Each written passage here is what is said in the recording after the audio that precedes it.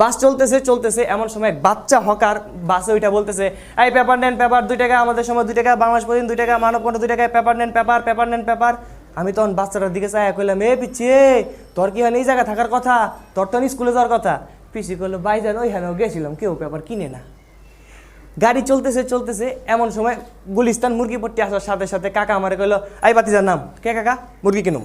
গেলাম মুরগির দোকানে, দোকানে গিয়ে ইয়া বড় বড় ডিম দেখা কাকা তো মাথাই নষ্ট, কাকা ডিম কিনবো। ডিমের দোকানে গিয়ে কিছু গেছে, এই ডিমগুলা কার? দোকানদার কইলো আমার।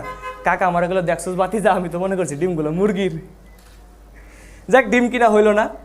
পাশের দোকানে গেলাম, গিয়া পুরান ঢাকার দোকানদারে কাকা জিজ্ঞেস করতেছে, এই মুরগি কার? আমার। তোর মুরগি জেতা আছে? দোকানদার কইলো, হ আছে। সুস্থ আছে?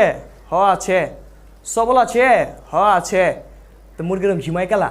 দোকানদার এবার করে হারা রাত হিন্দি সিনেমা দেখলে মুরগি ঝিমাইবো নাকি মুন্নি বদনাম